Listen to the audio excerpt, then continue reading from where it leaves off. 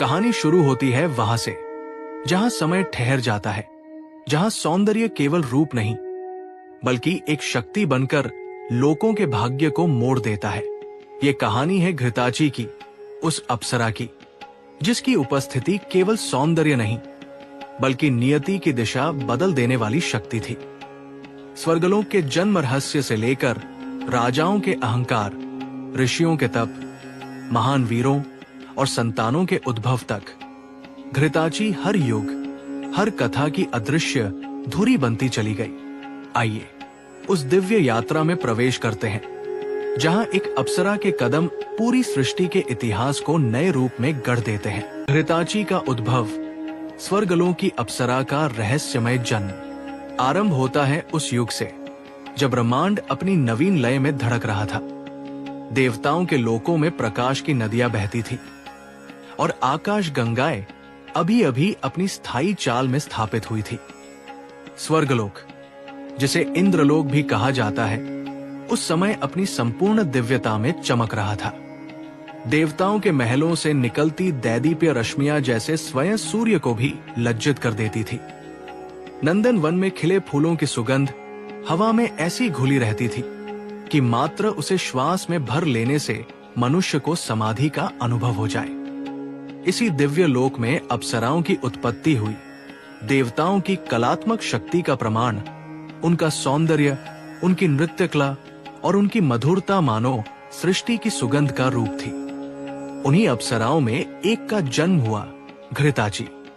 उसका नाम जैसे स्वर्ण घृत की चमक को दर्शाता था, वैसे ही उसका स्वरूप भी किसी दुर्लभ आभा से भरा था। कहा जाता है कि घृताची का जन्म ब्रह्मा की इच्छा से हुआ, जब उन्होंने सृष्टि के सौंदर्य को और भी विस्तृत करने की कामना की। उस क्षण जब ब्रह्मा ने अपनी दृष्टि ब्रह्मांड के मध्य में स्थित दिव्य सरोवर पर डाली, तो उसकी तरंगों से एक प्रकाश रेखा उठी और अशरीरी रूप से एक अप्सरा का आकार लेने लगी। उसकी त्वचा दही से भी उजली, उसकी चमक घृत की तरह कोमल और उसकी आंखें जैसे शरद पूर्णिमा की चंद्र झीलें। और इस प्रकार घृताची का प्राकट्य हुआ। स्वर्गलोक में जब पहली बार उसने अपने पांव रखे तो नंदनवन की लताएं अपने आप हिल उठीं। वे मंद स्वर में उसकी प्रशंसा करती थी। देव गंधर्व उसकी उपस्थिति पर ऐसे मोहित हुए जैसे किसी दुर्लभ गान की पहली धुन सुन रहे हों। इंद्र ने उसे देखकर कहा, घृताची, तुम्हारा जन्म मात्र एक घटना नहीं बल्कि स्वर्ग की गरिमा का नया अध्याय है। तुम्हारी कला, तुम्हारा नृत्य, तुम्हारी कोमलता, तुम्हारी करुणा स्वर्ग के हर कोने को और अधिक सुशोभित करेगी। घृताची मात्र सुंदर नहीं थी, वो अत्यंत बुद्धिमान भी थी। उसके नृत्य में सौंदर्य नहीं, ऊर्जा थी। एक ऐसी ऊर्जा जो सामने वाले को मंत्रमुग्ध कर दे। जब वो नृत्य करती थी तो लगता था कि आकाश की दिशा रेखाएं भी उसके कदमों के साथ साथ बदल रही है। स्वर्ग के महागंधर्व भी मानते थे कि घृताची की नृत्य कला स्वयं कला की सीमा को पार कर जाती है। उसके नृत्य में गति थी, स्थिरता थी, आभा थी और सबसे महत्वपूर्ण प्रेम और करुणा की अद्वितीय झलक। लेकिन सुंदरता और कला ही घृताची का पूरा परिचय नहीं था। वह देवताओं के कार्यों में विशेष भूमिका निभाती थी। इंद्र जब भी चिंतित होते या स्वर्ग पर किसी दैत्य का खतरा मंडराता, तब कभी कभी देवताओं को ऋषियों के तप का प्रभाव चाहिए होता था और तब अप्सराओं को भेजा जाता था। उनका नृत्य और मोहकता ऋषियों के तप को भंग कर सकती थी। घृताची उनमें सबसे प्रभावी मानी जाती थी, परंतु वो स्वयं इस कार्य को केवल कर्तव्य समझकर करती थी। उसके हृदय में अह का नाम तक न था। स्वर्गलोक में उसके आने के बाद एक नई लय स्थापित हुई। हर उत्सव में, हर देव सभा में, हर ऋतु परिवर्तन समारोह में घृताची का नृत्य अपरिहार्य हो गया। सौंदर्य से सजी उसकी देह ऐसी प्रतीत होती थी जैसे चंद्र किरणें किसी तरल रूप में ढलकर शरीर बन गई हो। उसके पांवों की पायलें जब झनकती थी तो गंधर्व अपनी वीणाओं के तारों को उसके साथ तालबद्ध करने लगते और देवियां मुस्कुराकर कहती, यही है स्वर्ग की धड़कन। लेकिन स्वर्गलोक में जीवन जितना सुंदर था, उतना ही दायित्वों से भरा हुआ भी था। अप्सराएं मात्र नर्तकियां नहीं थी, वे देवताओं की योजनाओं का हिस्सा थी। कभी वे संदेशवाहक बनती, कभी स्वर्गीय कार्यक्रमों की व्यवस्थापक, और कभी कभी उन्हें पृथ्वी लोक पर भेजा जाता था, किसी ऐसे कार्य के लिए जो दुनिया के इतिहास को बदल देता था। घृताची अपने सौंदर्य और मधुरता के बावजूद भीतर से अत्यंत शांत और संयत थी। वो अपनी शक्ति को जानती थी, पर उससे दूरी बनाकर रखती थी। वो न कोई गर्व करती, न ही किसी को अपने सौंदर्य का बंधक बनाती। उसका हृदय स्वतंत्र था, उड़ान जैसा, पर भीतर कहीं गहरा रहस्य भी छिपा था। एक ऐसा रहस्य जो उसकी नियति को आने वाले समय में कई महापुरुषों के जीवन से जोड़ने वाला था। स्वर्गलोक में उसके आने के कुछ समय बाद ही घटनाओं का एक ऐसा सिलसिला शुरू हुआ जिसने उसके जीवन को अनेक लोकों, अनेक राजाओं, अनेक ऋषियों और अनेक नियतियों से जोड़ दिया। घृताची की उपस्थिति मात्र सौंदर्य की मूर्ति नहीं रही, वो बन गई कई महान कथाओं की धुरी, कई महापुरुषों के जन्म की कारणभूत शक्ति और अनेक युगों के इतिहास को बदलने वाली अप्सरा। और यही से शुरू होती है वो गाथा जिसमें घृताची के कदम स्वर्ग से पृथ्वी पर उतरते हैं, जहां वो शक्तिशाली ऋषियों से मिलती है, महान राजाओं की नियति को प्रभावित करती है, और जहां उसके कारण जन्म लेता है भारतीय इतिहास का एक अत्यंत महत्वपूर्ण योद्धा द्रोणाचार्य। लेकिन उससे पहले भाग्य उसे ले जाता है राजा कुशन की ओर, एक ऐसी मुलाकात जिसने उसके हृदय पर पहली बार एक भावनात्मक छाप छोड़ी। राजा कुशन और घृताची सौंदर्य, प्रेम और अहंकार की पराकाष्ठा। घृताची अब स्वर्गलोक में अपनी दिव्यता के साथ स्थापित हो चुकी थी, परंतु नियति ने उसके लिए एक नया मार्ग तैयार किया था, एक ऐसा मार्ग जो उसे सीधे पृथ्वी लोक पर ले जाता। उस समय पृथ्वी पर अनेक महान राजे राज्य कर रहे थे, असंख्य ऋषि तप कर रहे थे और धर्म अपनी अनेक शाखाओं में प्रस्फुटित हो रहा था। इन्हीं राजाओं में एक थे राजा कुशन, जो कौशिक वंश के महान और तेजस्वी राजा माने जाते थे। वे बुद्धिमान, तेजस, सत्यवादी और अत्यंत शक्तिशाली थे। उनके राज्य में न्याय और शांति दोनों का साम्राज्य था। एक दिन राजा कुशन अपने विशाल उद्यान में घूम रहे थे। वसंत ऋतु का समय था, वृक्षों पर नए पत्ते आए थे, फूलों की सुगंध हवा में बह रही थी और पक्षियों की ध्वनियों में जैसे जीवन का संगीत भरा था। तभी अचानक वातावरण में एक अनोखी थरथराहट फैलती है, जैसे प्रकाश की कोई लहर आकाश को छूकर धरती से टकराई हो। राजा की दृष्टि ऊपर उठी और उन्होंने देखा एक दिव्य आभा धीरे धीरे पृथ्वी की ओर उतर रही है। वो घृताची थी। उसका अवतरण पृथ्वी पर इतना सुंदर और अनोखा था कि पेड़ों की शाखाएं जैसे उसके स्वागत में झुक गई। हवा का वेग स्वतः मंद हो गया और पक्षियों का कलरव भी एक पल के लिए शांत हो गया। कुशन ने उसे पहली बार देखा तो उनका मन जैसे थम गया। वे अनुभवी राजा थे, असंख्य रानियों के पति, लेकिन ये सौंदर्य कुछ ऐसा था जो वर्णन से परे था। घृताची की आंखों में शरद रात्रि की निःशब्द चंद्रिमा थी। उसके चरणों में कोमलता ऐसी कि फूल भी उससे स्पर्धा न कर सके, और उसकी मुस्कान मानो पूर्णिमा की रात में पहली चंद्र किरण। कुशन आगे बढ़े और बोले, हे दिव्य रूप वाली, क्या तुम देवलोक से आए हो? तुम्हारे तेज से पृथ्वी का ये वन भी धन्य हो उठा है। घृताची ने मुस्कुराकर कहा, राजन, मैं घृताची हूं, अप्सरा, इंद्रलोक से पृथ्वी पर आई हूं। स्वच्छंद रूप से देव सभा में मेरा नृत्य समाप्त हुआ और मन हुआ कि पृथ्वी के इस उद्यान को देखूं। कुशन ने उसे बैठने का आग्रह किया और दोनों के मध्य वार्ता प्रारंभ हुई। घृताची अपनी स्वर्गीय यात्राओं के बारे में बताती रही और राजा कुशन उनके शब्दों में डूबते चले गए। समय बीतता गया, परंतु कुशन के लिए हर क्षण बहुत छोटा लगने लगा।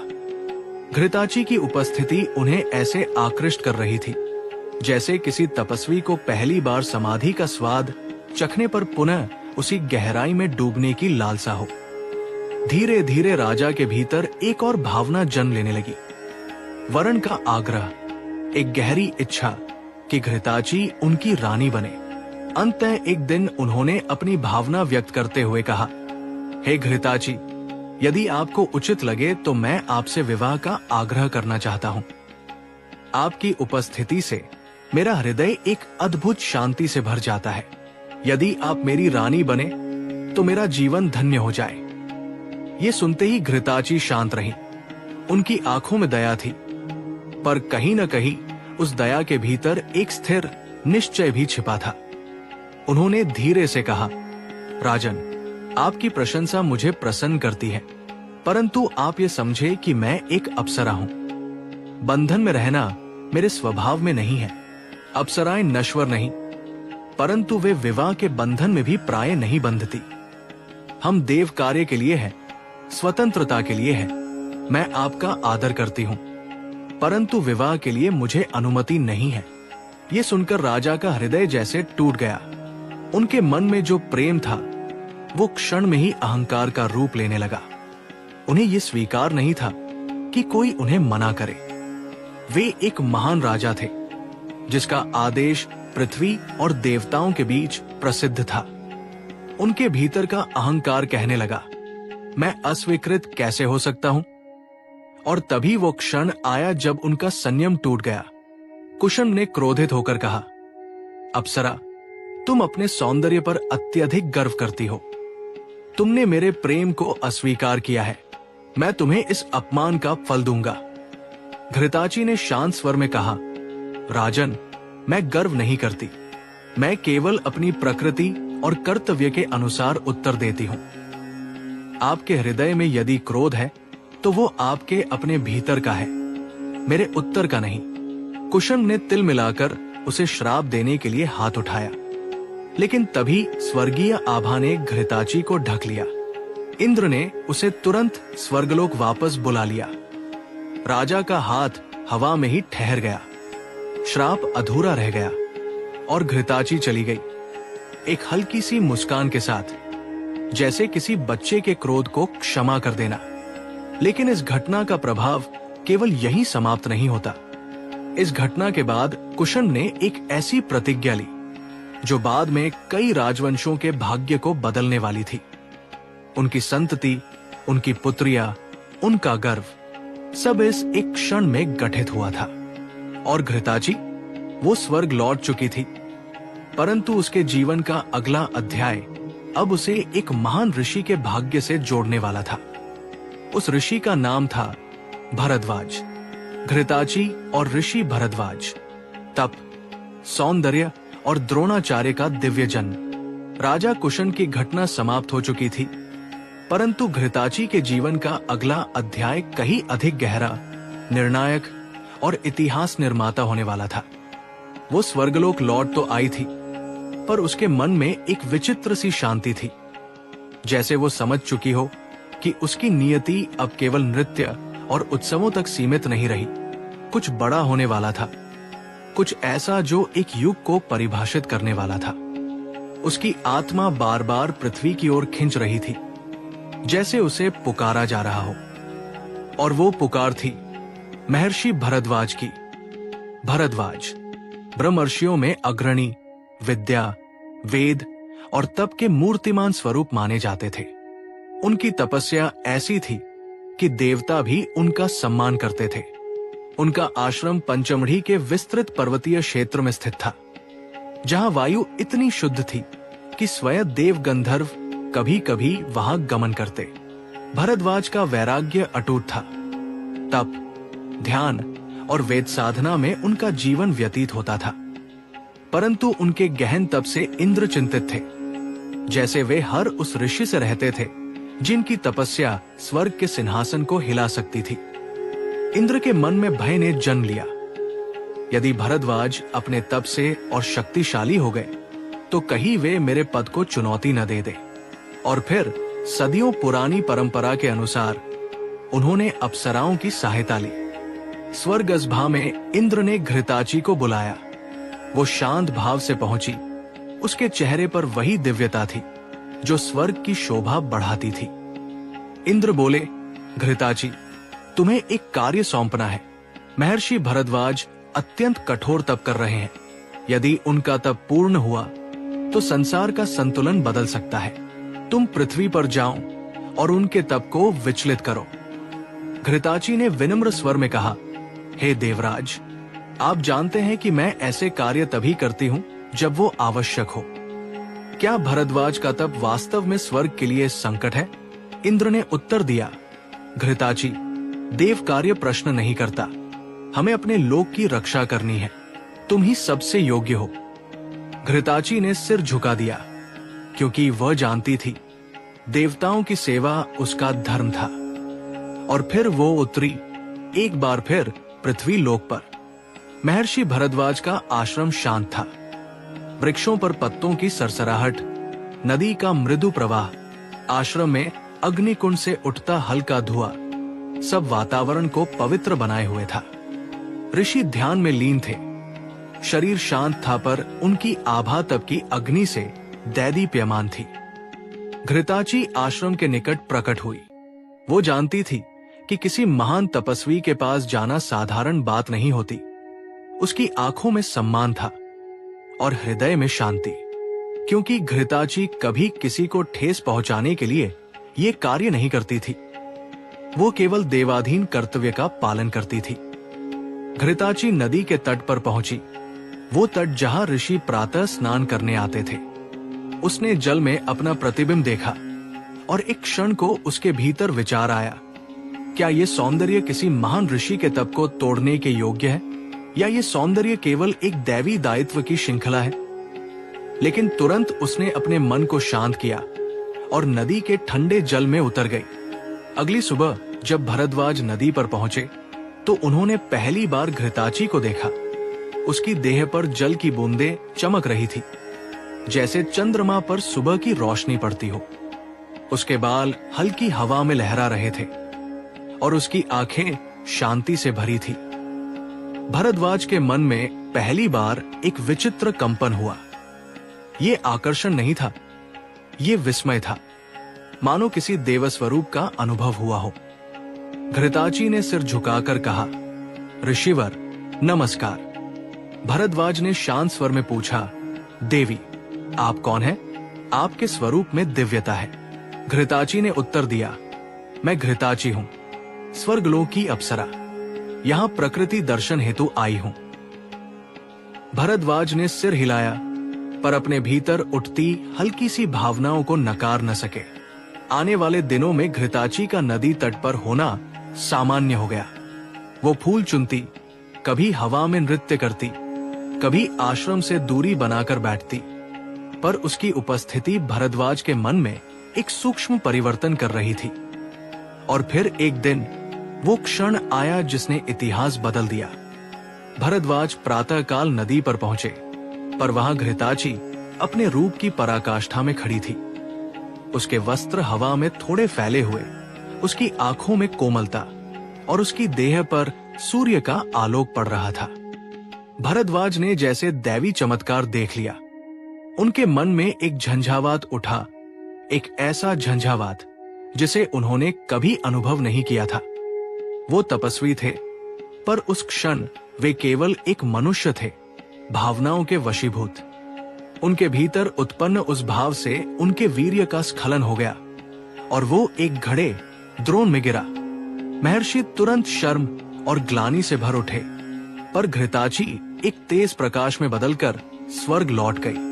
उसका कार्य पूर्ण हो चुका था।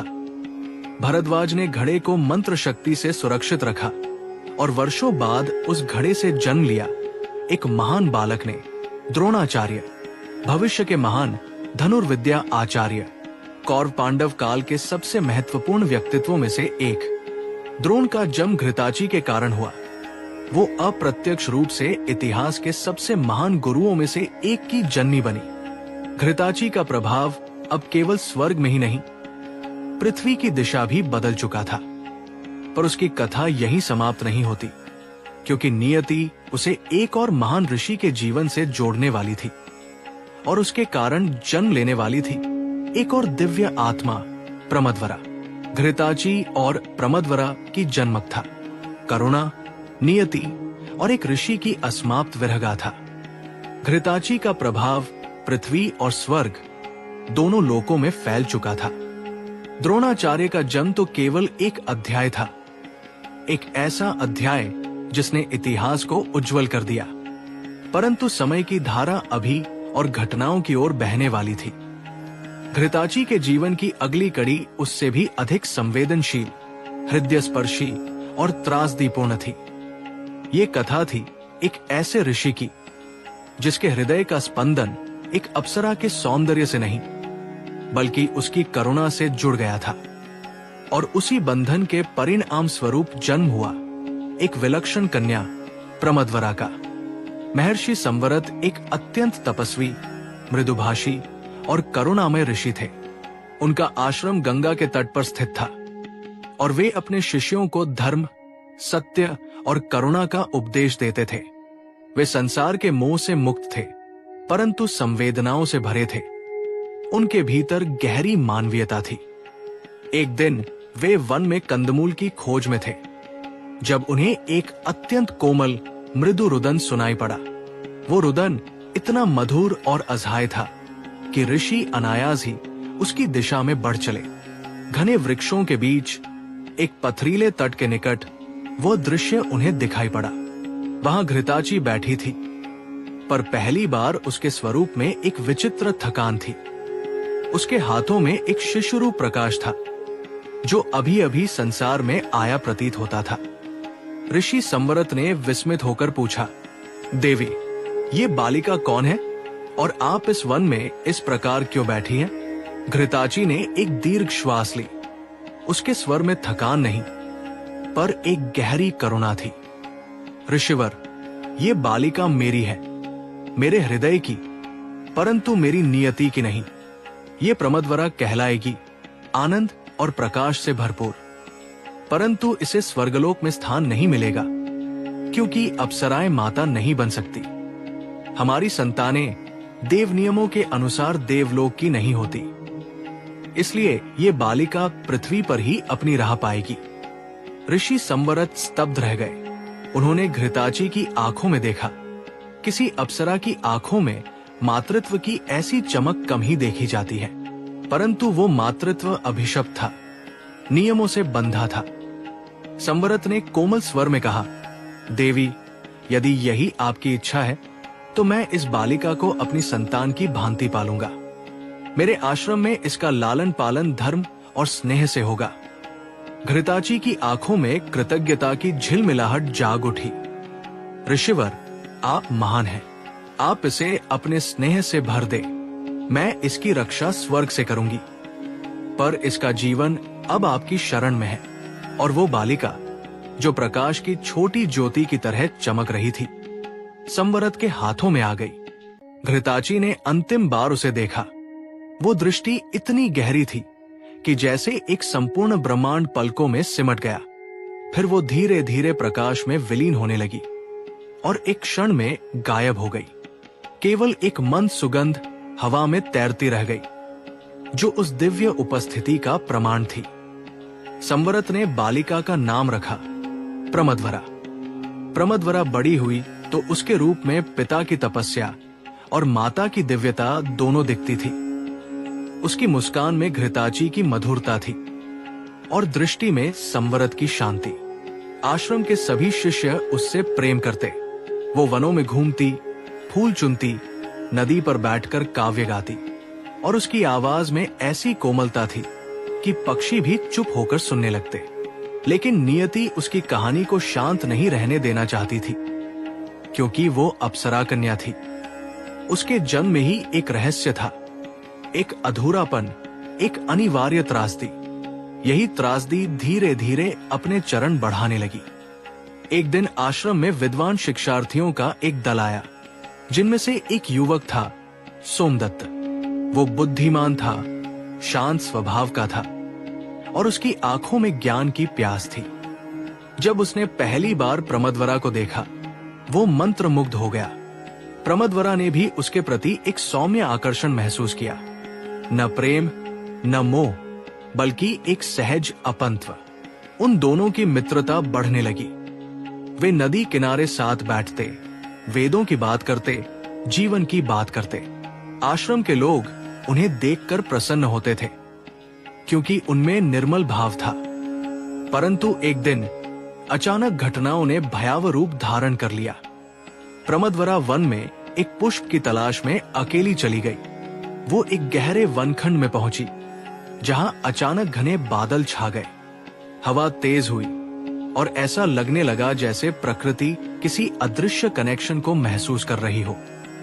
तभी एक विशाल उग्र नाग वहां प्रकट हुआ, दिव्य तेज वाला, पर क्रोध से भरा। वह नाग मानव नहीं था, वो एक श्रापित देव था, जिसे किसी अप्सरा की उपस्थिति क्रोध में डाल देती थी। और प्रमदवरा, घृताची की संतान, उसके क्रोध का कारण बनी। नाग ने फुफकारा और एक तेज विषबाण उसके शरीर में प्रवेश कर गया। प्रमदवरा वही गिर पड़ी। उसके मुख पर दर्द नहीं था, केवल एक शांत मुस्कान थी, ठीक वैसी ही जैसे घृताची ने उसे अंतिम बार छोड़ा था। जब ऋषि संवरत और सोमदत्त वहां पहुंचे, प्रमदवरा के शरीर से जीवन जा चुका था। लेकिन संवरत ने देखा, नीचे मिट्टी गीली थी, पर उसकी आंखों से एक भी आंसू नहीं गिरा, क्योंकि वो जानता था प्रमदवरा कभी उसकी नहीं थी। वो घृताची की छाया थी, स्वर्ग की ज्योति थी। वो पृथ्वी पर केवल अपना कर्म पूरा करने आई थी। लेकिन असली पीड़ा तब आई जब संवरत ने ऊपर आकाश की ओर देखा। पहली बार उन्होंने एक अप्सरा को रोते देखा। हाँ, घृताची रो रही थी। उसके आंसू स्वर्ग से पृथ्वी पर ओस की बूंदों की तरह गिर रहे थे। उसका हृदय आज टूट चुका था और वो धीरे से बोली, ऋषिवर, मैंने उसे पृथ्वी पर सौंपा था, लेकिन उसकी मृत्यु, ये मेरी सबसे बड़ी त्रुटि थी। संवरत ने शांत स्वर में कहा, देवी, उसकी मृत्यु त्रुटि नहीं, नियति है। वो आई थी एक प्रकाश बनकर और चली गई एक आशीर्वाद बनकर। प्रमदवरा चली गई, पर घृताची के जीवन में ये घटना एक गहरी छाप छोड़ गई। अब उसके भीतर न केवल सौंदर्य था, न केवल कर्तव्य, बल्कि विरह, करुणा और अनुभव भी था। अब वो अप्सरा नहीं, एक पूर्ण अस्तित्व थी, जिसने प्रेम भी झेला था, मातृत्व भी और शोक भी। और अब नियति उसे इंद्र के एक नए आदेश की ओर ढकेलने वाली थी।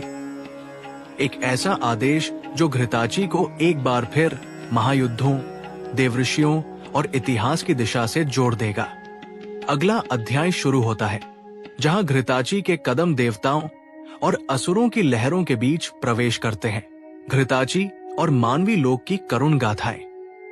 युद्ध के उथल पुथल भरे युगों, ऋषियों की तपस्या और देव दैत्यों की चालों के बीच घृताची का जीवन मानो किसी अदृश्य धारा की तरह आगे बढ़ता गया। परंतु ये धारा जितनी शांत दिखाई देती थी, उतनी ही गहरी और भावनात्मक थी।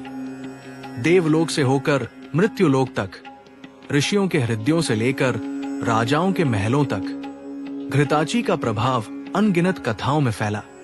और हर कथा उसकी मोहकता के साथ साथ उसके भीतर छिपे संवेदनशील मन को भी उजागर करती है। देवलोक में वापस लौटने के बाद भी घृताची के मन में ऋषियों की वेदना, राजाओं की महत्वाकांक्षा और मानव जीवन की नाजुकता गूंज रही थी। चाहे वो देवलोक की स्वर्णिम सीढ़ियां हों या मनुष्यलोक के धूल भरे पगडंडियां, हर स्थान पर उसके मन ने कुछ न कुछ सीखा था। इसी यात्रा का अगला अध्याय शुरू होता है ऋषि कात्यायन, प्रसिद्ध ऋषि कात्य के वंशज और राजा कुशानाब की कथा से, जिनमें घृताची का प्रभाव अत्यंत महत्वपूर्ण माना जाता है। उसी समय मृत्युलोक में महाराज कुशानाब अपनी सुंदर कन्याओं के साथ कठोर ब्रह्मचर्य और मर्यादाओं के लिए प्रसिद्ध थे।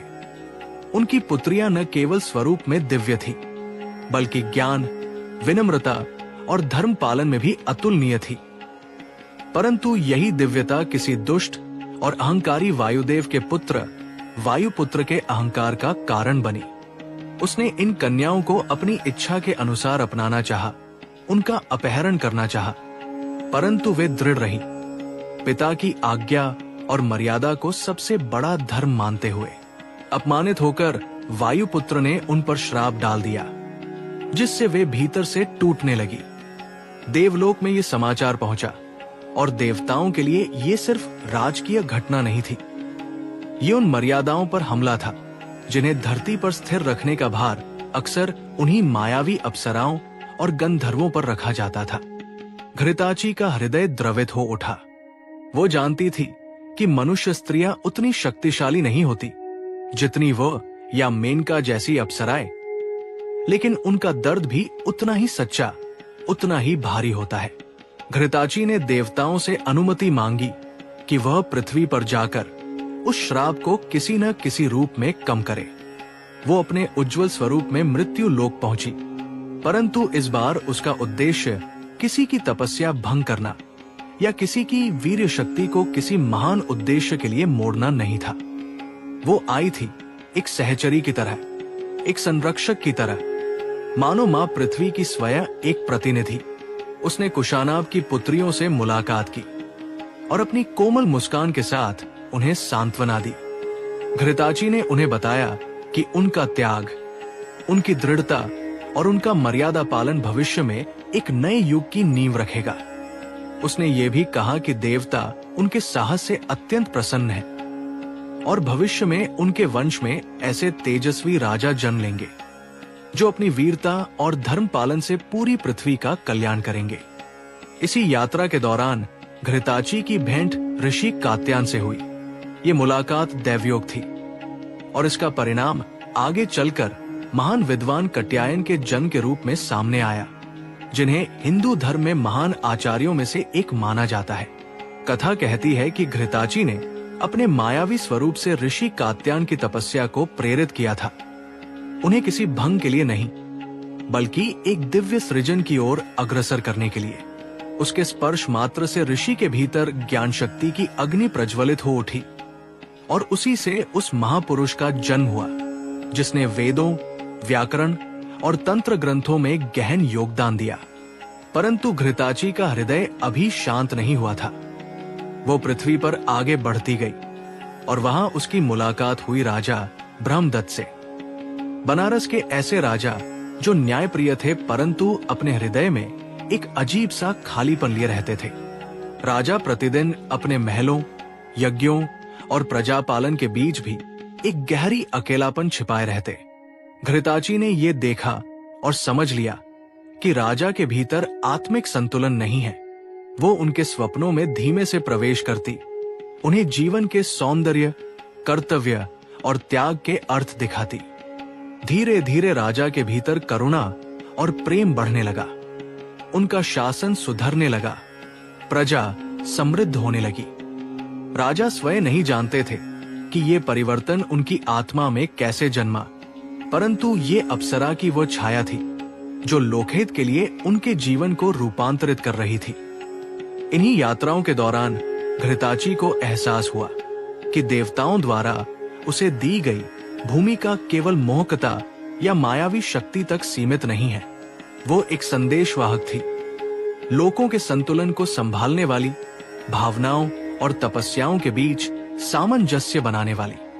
वो समझ गई कि चाहे उसका नाम बार बार ऋषियों की तपस्या भंग करने वाली के रूप में लिया जाता है, लेकिन उसके कार्यों का एक गुप्त पक्ष भी है, एक ऐसा पक्ष जो संसार को आगे बढ़ाता है, वंशों को जन्म देता है, ज्ञान को निरंतर बढ़ाता है और धर्म की रक्षा करता है। घृताची की अंतिम यात्रा, उसका आत्मबोध और अमर विरासत।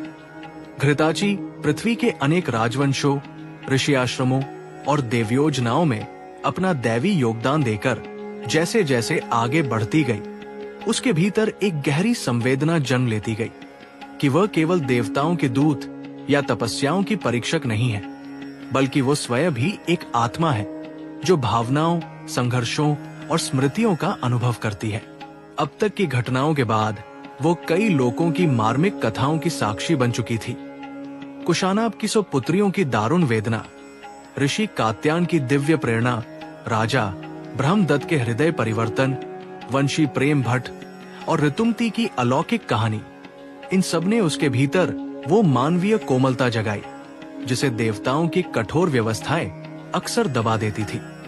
अब वो जहां भी जाती, लोग उसे केवल सौंदर्य की मूर्ति नहीं बल्कि भाग्य की निर्माता मानने लगे थे। और इसी प्रतिष्ठा ने देवताओं के मन में एक नई योजना को जन्म दिया। इंद्र और ब्रह्मा दोनों जानते थे कि दुनिया में बड़ा परिवर्तन आने वाला है। युद्धों का युग, राजनीतियों का युग, ऋषिवंशों का विस्तार, नए साम्राज्यों का जन्म, और इन सभी में कौन सा वंश कहाँ उन्नति करेगा, कौन सा ऋषि किस उद्देश्य से जन्म लेगा, इनमें घृताची के निर्णय और उपस्थिति का बहुत महत्व था। इसी कारण उसे फिर से अनेक स्थलों पर भेजा गया। कभी उसने राजाओं को स्वप्न में मार्गदर्शन दिया, कभी युद्ध में वीरों के मनोबल की रक्षा की, कभी किसी साधना को अप्रत्यक्ष रूप से प्रेरित किया, तो कभी किसी अभिशप्त मनुष्य के भीतर लुप्त आशा को पुनर्जीवित किया। एक प्रसंग में वो राजा नहुष के दरबार पहुंची, जहां अहंकार से भरे राजवंश को विनम्रता का पाठ पढ़ाने के लिए उसने गंधर्वों के माध्यम से संगीत की धारा बहा दी, जिससे राजा की क्रूरता पिघलने लगी। दूसरे प्रसंग में वो हिमालय के तपोवन में पहुंची, जहां एक वृद्ध साधक अपनी आयु और कमजोरी से टूट रहा था। घृताची ने अपने दैवी तेज से उसके भीतर पुनः प्राण संचार किया, जिससे उसकी साधना पूर्ण हुई। ऐसी अनगिनत कथाएं उसके चारों ओर फैलती रहीं, जिनमें वह कभी एक रहस्य छाया की तरह दिखती, कभी एक उज्जवल दैवी ज्योति की तरह। परंतु इन सारी यात्राओं के बीच घृताची के भीतर एक प्रश्न धीरे धीरे तेज होने लगा। क्या उसकी अपनी कोई इच्छा है, कोई आकांक्षा, कोई मार्ग जो वो स्वयं चुन सके, या वो केवल देवताओं के आदेशों की कठपुतली है? ये प्रश्न उसे गहराई से विचलित करने लगा, और इसी कारण वो एकांत की खोज में धरती के सबसे शांत प्रदेश मानसरोवर आ गई। वहां चंद्रमा की रोशनी में उसने अपने प्रतिबिंब को पहली बार एक अप्सरा नहीं बल्कि एक अकेली स्त्री के रूप में देखा, और इस दृश्य ने उसके मन को भीतर तक झकझोर दिया। उसने महसूस किया कि युगों से वो दूसरों की नियति रचती आई है। दानवों की हार, देवताओं की जीत, ऋषियों के वंश, राजाओं के भविष्य, परंतु उसकी अपनी नियति किसने रची? क्या कोई लोक था जहां वो बिना दैवी कर्तव्य के केवल अपने अस्तित्व के लिए जी सकती थी? ये प्रश्न उसके जीवन का सबसे बड़ा मोड़ बन गया। उसी रात उसके सामने एक दिव्य प्रकाश प्रकट हुआ, जिसमें स्वयं देवी उषा, भोर की आदि शक्ति, उतरी। देवी ने उसे बताया कि अप्सराएं केवल देवाज्ञा पर चलने वाली सृष्टियां नहीं, बल्कि सृष्टि की उन ऊर्जाओं में से हैं जिन्हें आत्मबोध की अवस्था तक पहुंचना ही अंतिम लक्ष्य माना जाता है। देवताओं का आदेश केवल उनका धर्म है, परंतु उनका अंतिम सत्य उनके भीतर छिपी चेतना है। देवी ने कहा कि घृताची अब उस चेतना के द्वार पर पहुंच चुकी है। ये सुनकर घृताची की आंखों में आंसू आ गए। ये राहत के आंसू थे, ये स्वीकार के आंसू थे। देवी ने उसे वरदान दिया कि अब से वो किसी देवता की आज्ञा से नहीं चलेगी। अब वो जहां चाहे जा सकेगी, जिसे चाहे आशीर्वाद दे सकेगी, और जिसके भाग्य में चाहे प्रकाश या प्रेरणा का बीज बो सकेगी। ये वरदान एक अप्सरा के लिए लगभग मुक्ति के समान था। वरदान पाकर घृताची ने देवलोक को प्रणाम किया, मनुष्यों को हृदय से याद किया और पृथ्वी के तटों पर अपनी अंतिम यात्रा शुरू की। अब वो युद्धों के बीच शांति की हवा बनकर उतरती, पराजित राजाओं के हृदय में धैर्य की गूंज बनती, माताओं के कोख में भविष्य के महान आत्माओं का संगीत भरती। उसने न राजाओं को मोहा, न ऋषियों की तपस्या भंग की। अब वो केवल सृजन का स्रोत बन चुकी थी। धीरे धीरे उसका तेज इतना सूक्ष्म, इतना दिव्य हो गया कि मनुष्यों ने उसे केवल सुना, देखा नहीं। वो हवा में घुल गई, जल में बहने लगी, अग्नि में चमकने लगी, चंद्रमा की चांदनी में खिलने लगी, और देखते देखते एक दिन वो पूरी तरह प्रकाश की धारा बनकर आकाश में समा गई। ना मृत्यु, ना विराम, बस परिवर्तन। आज भी कहा जाता है कि जब किसी वीर पुरुष के भीतर अचानक अद्भुत तेज जागता है, किसी साधक के हृदय में अचानक शांति का समुद्र उतरता है, या किसी स्त्री के भीतर बिना कारण शक्ति और सहनशीलता की लहर उठती है, तो वो वही अदृश्य घृताची है जो संसार को संतुलित करने के लिए युगों से प्रवाहित होती रहती है।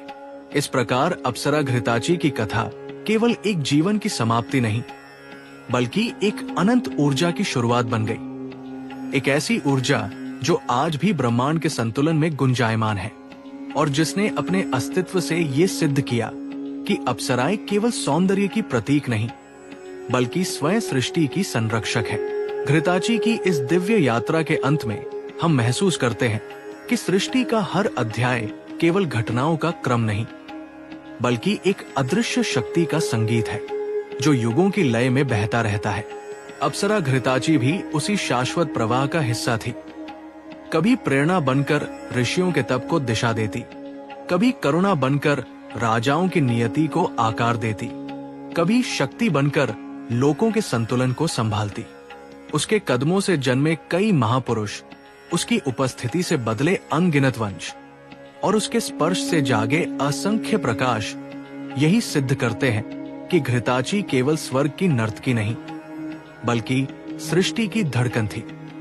आज भी जब किसी के भीतर अचानक साहस, सौंदर्य, शांति या दिव्य प्रेरणा जागती है, तो कहा जाता है कि वही कहीं घृताची की अदृश्य छाया बह रही होती है।